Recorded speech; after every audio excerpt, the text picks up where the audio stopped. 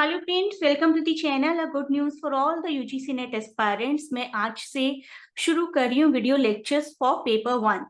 Teaching aptitude के lecture 1 से आज की वीडियो की शुरुआत होगी और बाद में एमसीक्यू प्रैक्टिस भी होगी। हर वीडियो के एंड में जो भी हमारी लर्निंग रही है उसकी एमसीक्यू प्रैक्टिस होगी।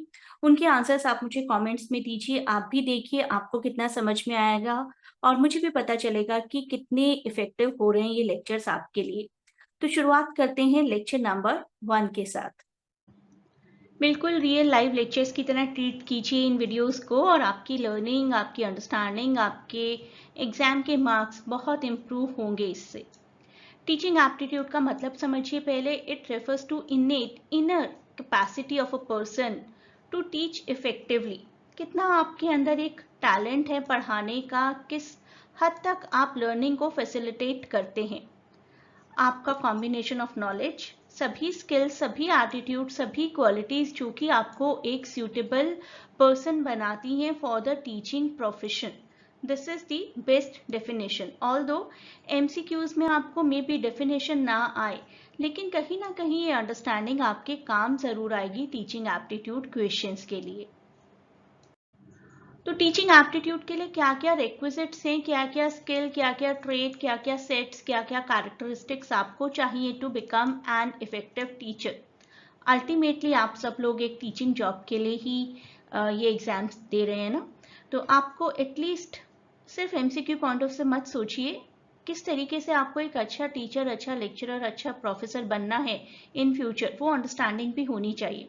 तो सबसे पहली जो रिक्वायरमेंट है that is understanding, your ability to understand the subject matter. जो भी आप सब्जेक्ट पढ़ा रहे हैं, जो भी आपका सब्जेक्ट है जिसमें आपकी प्रोफिशिएंसी है, प्रोफिशिएंसी वर्ड अपने आप में है कि आपको अच्छी अंडरस्टैंडिंग होनी चाहिए सभी थेरीज की, सभी प्रैक्टिकलिटीज की एक सब्जेक्ट को लेकर अपनी टीचिंग मेथडोलॉजीज के बारे में।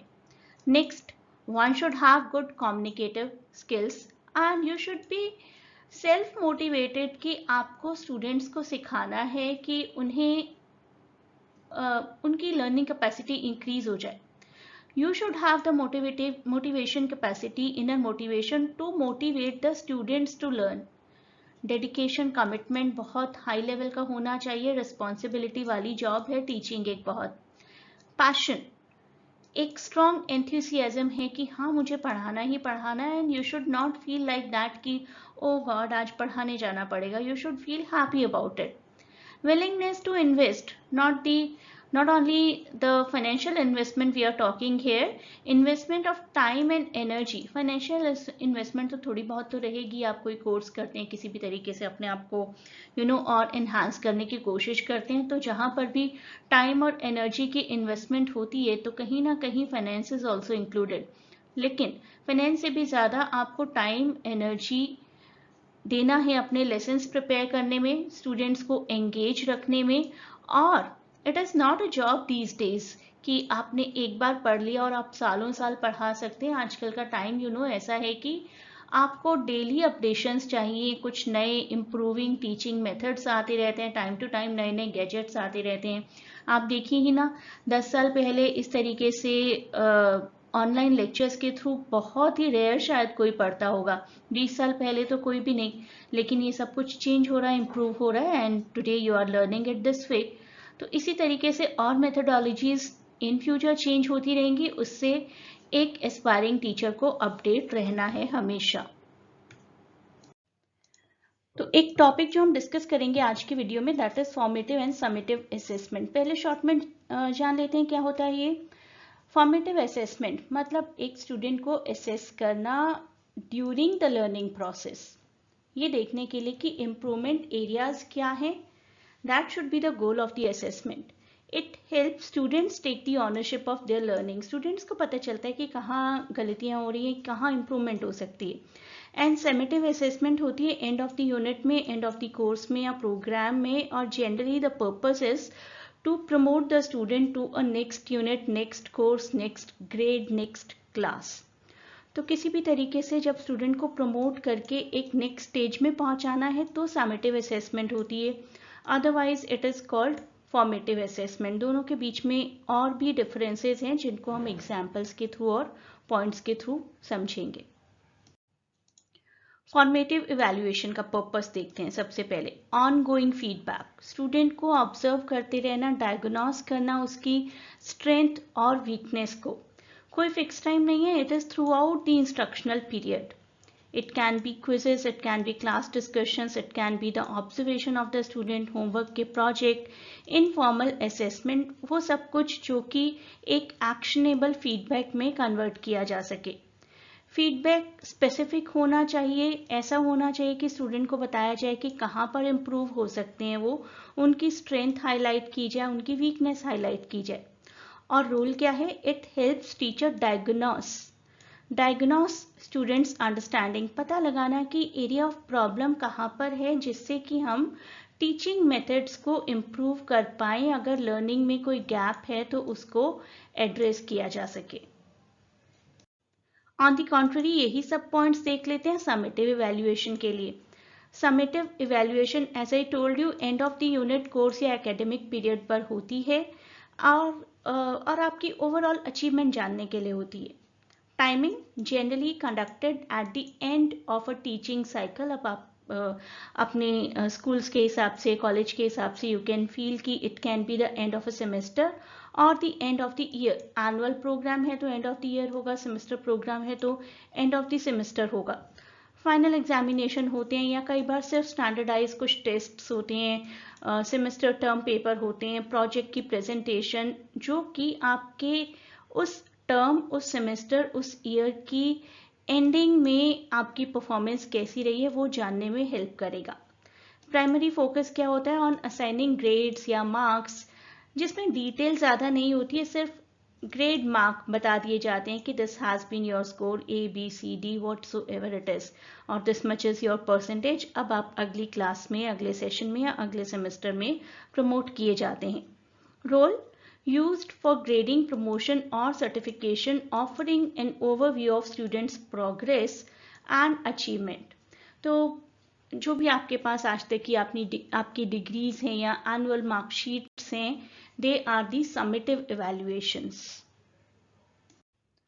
फॉर्मेटिव इवैल्यूएशन के टूल्स देखिए। क्विजेस, शॉर्ट क्विजेस हो सकते हैं, मेरी क्लास में रेगुलर होते हैं, वीडियो फॉर्म में भी होते हैं, और लाइव सेशंस जो होते हैं after each session I conduct a quiz, जिससे पता चल जाता है कि आज की लर्निंग क्या हुई।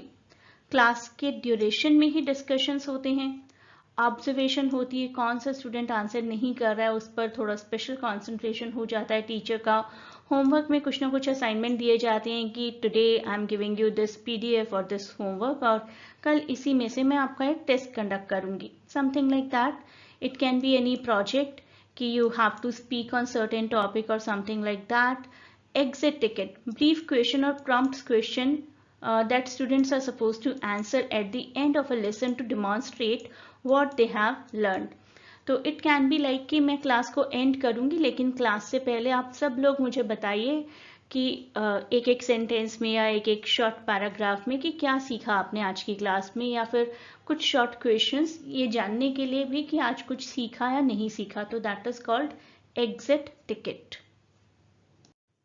समेटिव में रहेगा फाइनल एग्जामिनेशन, सबसे बड़ा एग्जाम्पल, या किसी तरीके के स्टैंडर्डाइज लार्ज स्केल के असेसमेंट जो कि स्टूडेंट की स्टैंडर्डाइज्ड परफॉर्मेंस को मेजर करेंगी, या कोई term paper, semester paper, and of the course के ड्यूरेशन में कोई प्रोजेक्ट दे दिया जाए स्टूडेंट को, या कोई प्रेजेंटेशन दी जाए। इवन ऑफिस में भी ऐसा होता है कि सारे एम्प्लॉयज़ को एक प्रेजेंटेशन बनाने के लिए बोला जाता है for the purpose of promotion, आपने आज तक क्या क्या किया है। Final portfolios, compilation of students work over a period, उनकी ओवरऑल डेवलपमेंट और mastery of the whole learning basically. तो ये सभी टूल्स हैं जो कि एनालाइज करते हैं एक बच्चे को from summative point of view. तो अगर चार्ट बेसिस पर डिफरेंस देखा जाए, formative is during the learning and summative is after the learning. Formative usually not graded, summative graded. Formative greater variety of techniques and measures, कुछ भी किया जा सकता है ना, क्योंकि फॉर्मल नहीं है। लिमिटेड वैरायटी, क्योंकि बहुत ऑफिशियली समेटिव असाइनमेंट्स क्रिएट करने होते हैं। ये चार्ट भी एक बार आप देख लीजिए। Purpose of formative, to monitor progress during learning, to assess overall achievement at the end of the period. Timing ongoing, timing at the end of the unit. Methods, quizzes, class discussion, observation, homework, project. Method, final exam, standardized test and rest of these things. Feedback detail होता है, student से बहुत face to face बात की जाती है कहाँ पर वो इम्प्रूव हो सकते हैं. फीडबैक समेटिव के केस में लेस डिटेल्ड होता है, फोकस होता है कि स्टूडेंट को बता दिया जाए आप पास हो गए, आपका ये ग्रेड आया है या ये परसेंटेज आई है. रोल, स्टूडेंट को अपने लर्निंग गैप को आइडेंटिफाई करने में हेल्प करता है. और समेटिव का रोल है कि it is used for grading, certification और डिग्रीज. अब आज की फॉर्मेटिव असेसमेंट का टाइम. आप मुझे बताएंगे, आप खुद से देखेंगे. आज की क्लास में मैं आपको आंसर साइड बाय साइड बताती चलूंगी पहले, लेकिन आप खुद से देखिए और कमेंट्स में मुझे बताइए कि कितने आंसर्स आपको सही आते थे. अप्रॉक्सीमेटली 5 क्वेश्चंस है मेरे पास. Which of the following best describes the primary purpose of formative assessment. ध्यान से देखिए, पॉज करिए. The right answer is to provide ongoing feedback and monitor student progress during the learning process. This is the right answer. अगर आपका answer right था तो अपने आप को मार्क दे दीजिए 1 out of 1. Next one, pause करिएगा, आराम से सोचिएगा, then I will tell you the right answer. At what point in the instructional period does summative evaluation typically occur? Throughout, at the beginning, at the end of a unit, during class discussions. The right answer is option C. अगर आपका सही answer था तो अब आपके 2 out of 2 marks आ चुके हैं. The next question, which of the following is not a common method used in formative evaluation? Not पर ध्यान दीजिएगा, not को मैंने कैपिटलाइज किया है. और क्या not है फॉर्मेटिव इवैल्यूएशन के लिए, क्या not है वो ध्यान रखना है. Final exam, quizzes, homework assignment, class discussion. The correct answer is final exams. This one, option A. Next question, what is the main difference in feedback between formative and summative evaluation? ध्यान से देखिए, ये थोड़ा सा subjective question हो गया आपका. Formative feedback is less detailed than summative feedback. Summative feedback is more detailed and actionable than formative feedback. Formative feedback is specific, constructive and aimed at improvement, while summative feedback is primarily focused on grades or scores. Or summative feedback helps in guiding instructional methods while formative feedback focuses on grading. तो 3 options हैं जो गलत हैं. हमें इस वक्त सही option देखनी है बहुत ही अच्छी अंडरस्टैंडिंग के साथ. And C seems to be the best. Yes, formative feedback होता ही है कंस्ट्रक्टिव और उसका एम होता है स्टूडेंट को डायग्नोस करके इम्प्रूव करना, जबकि समेटिव का पर्पस होता है स्टूडेंट को ग्रेड, स्कोर या डिग्री देकर प्रमोट कर देना. Next question, which of the following is an example of summative evaluation? And the right answer is final exams. I hope lecture 1 आपकी समझ में बहुत अच्छे से आ गया है. अभी हम टीचिंग एप्टीट्यूड को कंटिन्यू करेंगे और बहुत सारे लेक्चर सिर्फ टीचिंग एप्टीट्यूड के ही होंगे along with the similar MCQ practice. Still if you want to practice all the things in detail और क्लास में तो बहुत सारे MCQs आपको करवाए जाएंगे. You can join the classes to cover all the topics in detail and can click the link given in description to enquire about admission. Thanks for watching. Best of luck for exams and please do not forget to share and subscribe the channel.